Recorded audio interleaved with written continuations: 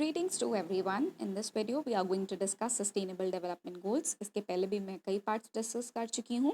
उसमें मैंने sustainable development goals के बारे में बताया है, उसकी ट्रिक के बारे में बताया है. Why is trick important? Trick इसलिए इम्पॉर्टेंट है ताकि आप उसे सीक्वेंस वाइज याद कर सको. एग्जाम में यूपीएससीज और पीएससीज में आपको सीक्वेंस वाइज पूछा जाता है.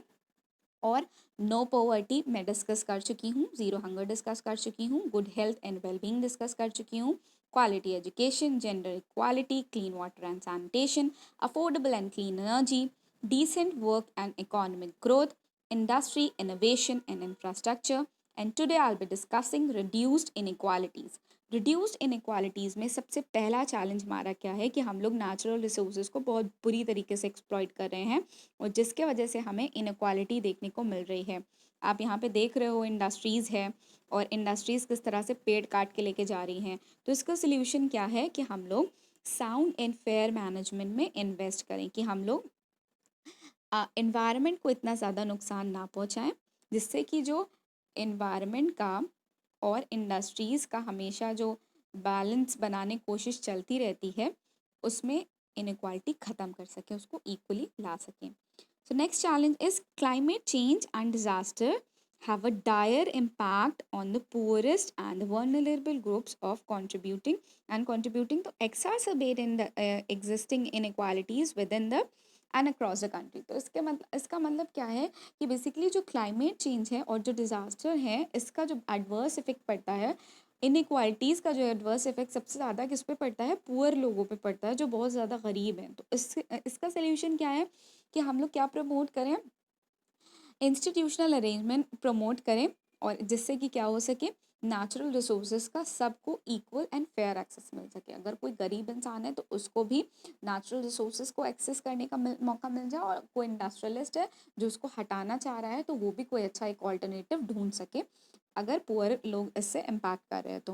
तो थर्ड हमारा चैलेंज क्या है कि नेचुरल डिज़ास्टर एनवायरमेंटल डिग्रेडेशन का जो इंक्रीज लेवल हो रहा है इस वजह से जो लोग डिस्प्लेस हो रहे हैं इसको भी हमें क्या करना है, आपका एड्रेस करना है इस चैलेंज को.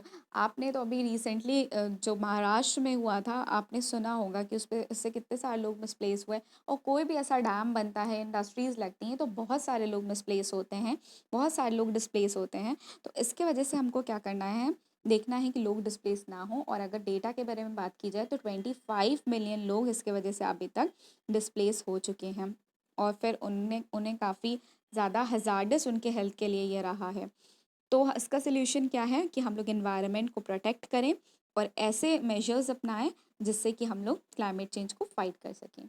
Next is sustainable cities and communities. इसका पहला चैलेंज क्या है कि जिस तरह से रैपिड अर्बनाइजेशन हो रहा है, ये टॉपिक हमेशा आपका हॉट टॉपिक बना होता है रैपिड अर्बनाइजेशन के बारे में. मतलब जल्दी जल्दी सोच रहे हैं कि गांव को शहर बना दिया जाए और उसके जो एडवर्स इम्पैक्ट पड़े हैं वो नहीं देखा जा रहा है. तो रैपिड अनप्लान अर्बनाइजेशन है, मतलब प्लान नहीं किया गया है कुछ.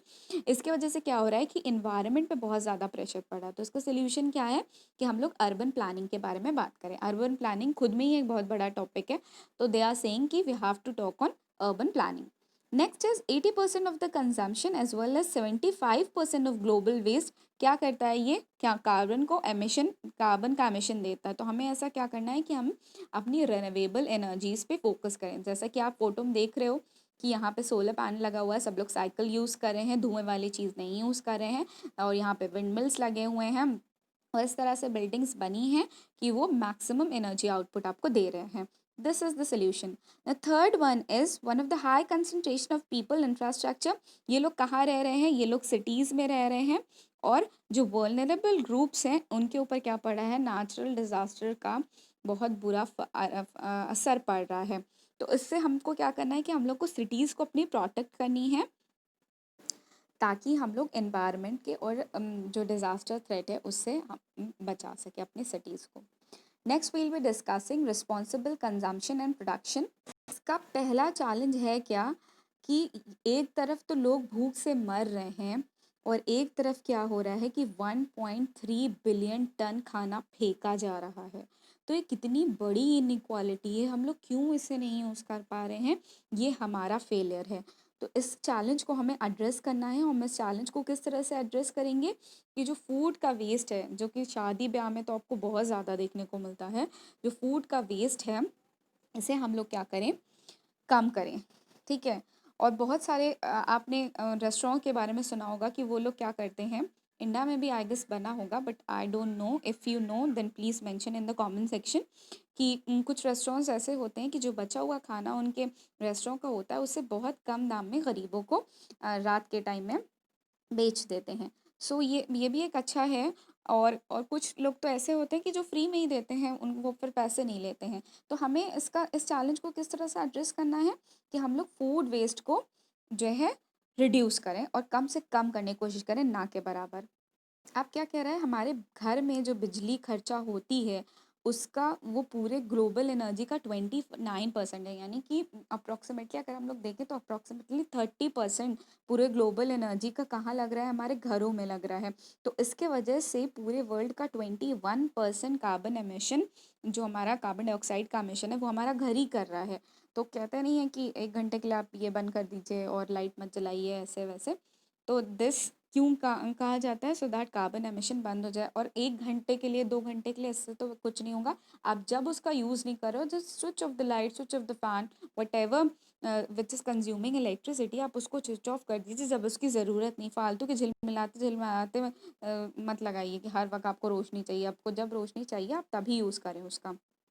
तो इसका सोल्यूशन यही है कि हम सबसे पहले तो अगर हमको लाइटनिंग चाहिए भी तो एनर्जी एफिशिएंट लगाएं। फॉर एग्जांपल अभी एलईडीज़ आ गई हैं और हम जानते हैं कि एलईडीज़ कितना कम आपको इलेक्ट्रिसिटी लेती है। और जब येलो बल्ब के बारे में सभी जानते होंगे कि 95% वो क्या करती थी, 95% वो हीट प्रोड्यूस करती थी और उसमें से सिर्फ 5% में हमको लाइट देती थी, उसको जितनी भी एनर्जी मिलती थी।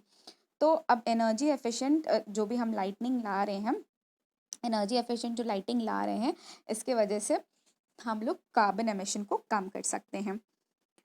अगर डेटा के बारे में बात किया जाए तो $120 बिलियन इस तरह से हम बचा लेंगे और आने वाले 25 साल में हम लोग 6 बिलियन कार्बन टन को कम कर देंगे। आने वाले 25 साल में अगर हम लोग जो एनर्जी एफिशिएंट आपका ये है लाइट्स हैं, अगर इसको यूज़ करते हैं तो इतने बड़े स्केल पे हमको चेंज देखने को मिलेगा।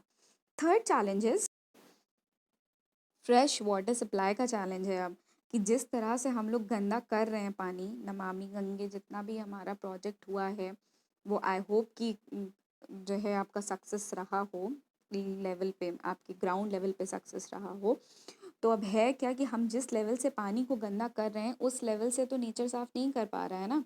नेचर का साफ़ करने का एक साइकिल है, उस साइकिल को कंप्लीट होने से पहले ही हम उसको इतना ज़्यादा गंदा कर दे रहे हैं कि अब उसमें हमको प्योरिटी नहीं देखने को मिल रही है। तो इसके जो है सोल्यूशन में क्या है, reduce the release and chemical waste. तो मतलब हम लोग केमिकल वेस्ट को रिड्यूस कर सकें और जितना भी हम लोग गंदगी पानी में डाल रहे हैं उसको कम कर सकें। जो हमारे प्लान्स आए हैं कि गंगा में थ्रो नहीं करें, और जितने भी हमारे रिवर बॉडीज़ हैं, नॉट ओनली गंगा, जितने भी हमारे रिवर बॉडीज़ हैं, हमें उसमें केमिकल्स तो हमारे उसमें हमारे बस में केमिकल्स तो नहीं है, हमारे बस में जो भी हाउस होल्ड वेस्ट है हम उसको ना फेंकें। जो भी है, कुछ भी है, जब बाहर वो रिलीजियस हो या कुछ भी हो, उसे फेंकने अवॉइड करें। एंड इससे क्या होगा कि हमारा जो भी वाटर है वो कंजर्व हो सकेगा। सो इस वीडियो में इतना ही। Now I'll be continuing in the next video. If you like this video, then give me a thumbs up and subscribe to my channel. Thank you.